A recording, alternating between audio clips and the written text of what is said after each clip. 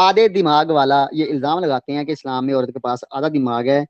یہ ریفرنس دیتے ہیں بخاری شریف کی حدیث نمبر 304 اور 1462.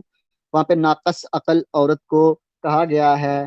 ٹھیک ہے نا, آگے لکھا ہوا ہے لیکن حدیث نمبر 1462 بخاری شریف کی, وہاں پہ لکھا ہوا ہے کہ تم عورتیں, جو عورتیں ہیں نا, یہ مرد کی عقل کو اپنی مٹھی میں لے لیتی ہیں.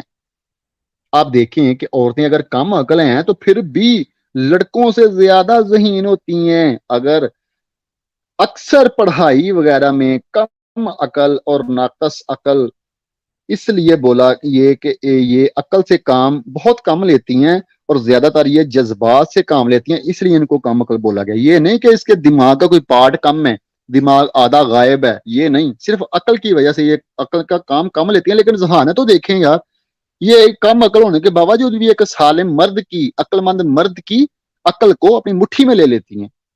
یہ اتنی ذہین ہوتی ہیں ایک مثال کے طور پر. ٹھیک ہے, فیصلے کرتی ہیں, کس کے ساتھ فیصلے کرتی ہیں؟ جذبات کے ساتھ فیصلے کرتی ہیں, اس لیے ان کو بولا گیا ہے. مسلم شریف کی حدیث نمبر 241 عقل و دین میں کم ہونے کے باوجود عقل مند شخص پر غالب آنے میں تم سے بڑھ کر کسی کو نہیں دیکھا. بخاری شریف کی حدیث نمبر 1462, مسلم شریف کی حدیث نمبر 241, ترمذی شریف کی حدیث نمبر 2613, داؤد شریف کی حدیث نمبر 4679, السلسلہ کی حدیث نمبر 784. ان حوالہ جات میں بھی یہی لکھا ہوا ہے کہ نبی پاک صلی اللہ علیہ وسلم نے فرمایا کہ کم عقل, ناقص عقل ہونے کے باوجود عورتیں عقل مند شخص کی عقل کو قابو میں کر لیتی ہیں, مرد کی عقل کو اپنی مٹھی میں کر لیتی ہیں, عقل مند مرد کو پریشان کر دیتی ہیں, اور ان سے بڑھ کر کوئی چیز نہیں. جیسے میں نے پہلے بھی بتایا کہ کم عقل کا مطلب یہ نہیں کہ اس کا دماغ آدھا ہے, دماغ پورا نہیں ہے, ایسا بالکل نہیں ہے. مطلب یہ کہ یہ جذبات سے زیادہ کام لیتی ہیں, عقل سے کم, اور جتنی عقل کی ضرورت ہے اتنی تو دی ہے اللہ تعالیٰ نے ان کو. مثال کے طور پر ایک جانور کو جتنی عقل کی ضرورت ہے اس کو اتنی دی گئی, جتنی ایک پرندے کو چاہیے اتنی اس کو دی گئی, اور جتنی ضرورت عورت کو ہے اس سے زیادہ ہی اس کو دی گئی ہوگی نا میرے خیال کے مطابق. ٹھیک ہے, کیونکہ عورت یہ صرف گھر کی ذمہ داری ہے صرف اس کے اوپر. ٹھیک ہے, اور مرد پر گھر اور باہر دونوں کی ذمہ داری ہے, اس لیے مرد کو زیادہ عقل دی گئی ہے. اور اگر آپ جسمانی طور پر بھی دیکھیں تو عورت جسمانی طور پر بھی کمزور ہے.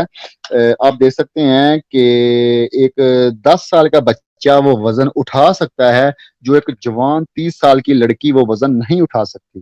اللہ نے اتنی طاقت دی عورتوں کو, ایک جوان لڑکی 20 سے 25 سال کی وہ وزن نہیں اٹھا سکتی جو ایک لڑکا 10 سال کی عمر میں وہ وزن اٹھا سکتا ہے. لیکن نہیں, یقین نہیں تو آپ آزما کر دیکھ سکتے ہیں. ٹھیک ہے نا, آزما کر دیکھ لو, مرد یا عورت سے زیادہ بوجھ ہے, مرد کے اوپر عورت سے زیادہ بوجھ ہے. اس لیے اللہ تعالیٰ نے اس کو طاقت بھی زیادہ دی ہے اور عقل بھی زیادہ دی ہے. دونوں اس کو پریشانیاں, ٹینشنیں اور ذمہ داریاں اس کے اوپر ہے, گھر کی اور باہر کی. ٹھیک ہے نا, اور جس چیز جتنی اس کو عقل کی ضرورت ہے نا اتنی دی ہوئی ہے. یہ کبھی آپ نے دیکھا ہے کوئی عورت کم عقل ہونے کے باوجود اگر اس کی عقل کم ہے تو گھر سے جو ہے نا وہ گھی باہر پھینک دیتی ہے, گھر سے جو پیسے لے کر باہر پھینک آتی ہے, گھر کا سامان جو سارا باہر پھینک آتی ہیں.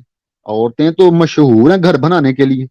ٹھیک ہے نا, اور خصوص بالخصوص وہ اپنی بچیوں کا جہیز بناتی ہیں گھر میں بیٹھ کر. ٹھیک ہے نا, اتنی عقل مند ہوتی ہیں جناب, وہ اپنے ناک میں کان میں برکی نہیں ڈالتی کھانے والی روٹی کی, وہ منہ میں ہی ڈالتی ہیں. ٹھیک ہے نا, اور صفائی پسند بھی وہ اکثر زیادہ تر مردوں سے زیادہ ہوتی ہیں. ٹھیک ہے نا, آگے چلتے ہیں تھوڑا سا. کرنتھیوں کی کتاب نمبر 1 چیپٹر 1 ورس 25 وہاں پہ لکھا ہوا ہے کہ خدا کمزور ہے, خدا بیوقوف ہے, استغفر اللہ نعوذ باللہ. تو انہوں نے یار اسلام کو کیسے چھوڑنا ہے؟ بائبل میں تو یہ لکھا ہے کہ خدا بھی بیوقوف ہے, استغفر اللہ نعوذ باللہ, خدا بھی کمزور ہے. لیکن انہوں نے پھر اسلام کو کیوں چھوڑنا ہے؟ یہ تو تعلیم ہی ان کو ایسی دی جا رہی ہے. شتر مرغ کی جو بیوی ہے نا اس کو بھی کوئی عقل نہیں ہے. یہ لکھا ہوا ہے ایوب کی کتاب چیپٹر 39 ورس 13 تا 20, وہاں پہ لکھا ہے کہ شتر مرغ کی جو بیوی ہوتی ہے نا, وائف, اس کو بالکل بھی عقل نہیں ہے, وہ بالکل عقل سے محروم ہے. وہ کیا کسی نے دیکھا ہے کہ آج تک شتر مرغ کی جو بیوی ہوتی ہے اپنے انڈوں کو توڑ دے, بچے نہ نکالے؟ نہیں نا, وہ بھی انڈوں پر بیٹھتی ہے, اتنی تو عقل اس کو ہے. کنویں کے اندر چھلانگ لگا دے, ایسے الٹے سیدھے کام کریں گے جیسے اس کو عقل ہی نہیں ہوتی. لیکن ایوب چیپٹر 39 ورس 13 تا 20 میں لکھا ہوا ہے کہ بالکل عقل سے نہ محروم ہے، وہ محروم رکھ دیا ہے۔ رومیو چیپٹر 12 ورس 16 میں لکھا ہے اپنے آپ کو عقل مند نہ سمجھو۔ رومیو چیپٹر 12 ورس 16 میں لکھا اپنے آپ کو عقل مند نہ سمجھو۔ او عورت کو کم عقل کہنے والوں، اسلام کے اوپر الزام لگانے والوں، اپنی بائبل تو پڑھو، وہاں پہ لکھا ہوا ہے کہ اپنے آپ کو عقل مند نہ سمجھو۔ تم مرد بھی اپنے آپ کو عقل مند نہ سمجھو، عورت تو دور کی بات ہے۔ تیسس کی کتاب نمبر 1 چیپٹر 15 وہاں پہ لکھا بے ایمان لوگوں کے لیے کچھ بھی پاک نہیں، بلکہ ان کی عقل تو دل دونوں گناہ آلودہ ہیں۔ یعنی کہ یہاں پہ لکھا ہوا ہے کہ جو بے ایمان ہے نا، جو ایمان نہیں نا لے کے آئے، ان کی عقل بھی ناپاک ہے، ان کا دل بھی ناپاک ہے، وہ بالکل ناپاک ہے۔ آگے چلتے ہیں، عورت نازک ہے۔ پطرس کی کتاب نمبر 1 چیپٹر 3 ورس 7۔ زبیر بھائی اس ریفرنس کو بھی ڈھونڈنے کے لیے کم از کم 3 سے 4 گھنٹے مجھے لگے لگاتار، آپ دیکھیں اس کا جواب دینے کے لیے۔ وہاں پہ لکھا وہ عورت نازک ظرف ہے، کمزور ہے، کمزور برتن کی طرح ہے، ٹھیک ہے نا۔ تو جو کمزور ہوتا ہے نا تو اس کی ہر چیز ہی کمزور ہوتی ہے، ٹانگیں، سر، بال، آنکھیں، ناک، ناخن، عقل، ہر چیز پھر کمزور ہی ہونی ہے نا پھر اس کی۔ یہ تو بائبل میں بھی لکھا ہوا ہے۔ اور اسلام کے اوپر الزام لگانے والوں کی عورت کے پاس کم عقل ہے، اپنی بائبل تو پڑھو، پطرس چیپٹر 1 ورس 3-7۔ پطرس کی کتاب نمبر 1 چیپٹر 3 ورس 7، وہاں پہ لکھا ہوا ہے کہ عورت نازک ظرف ہے، کمزور برتن کی طرح ہے، ہر چیز اس کی پھر کمزور ہے، عقل بھی پھر کمزور ہی ہوگی نا۔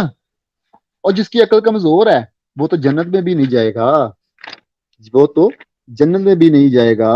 یہ کہاں پہ لکھا ہوا ہے؟ امثال چیپٹر 15 ورس 24، ٹھیک ہے نا۔ تو اس اعتبار سے تو عورتیں بھی جنت میں نہیں جائیں گی۔ آگے چلتے ہیں تھوڑا سا، ٹھیک ہے۔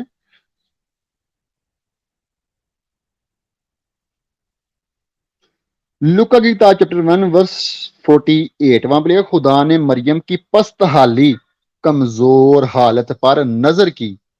یعنی کہ مریم علیہ السلام بھی کمزور تھیں، پست حالت تھی ان کی۔ اسلام کے اندر اس کو کمزور کمزور کہنے والوں اپنی بائبل تو پڑھو، وہاں پہ بھی لکھا ہوا ہے کمزور حالت تھی مریم علیہ السلام کی، پست حالت تھی، پھر خدا نے نظر کی اس کے اوپر، ٹھیک ہے نا۔ اب آدم علیہ السلام اور حوا علیہ السلام کے بارے میں بائبل کیا کہتے ہیں اس کا ذکر آپ کو بتاتا ہوں۔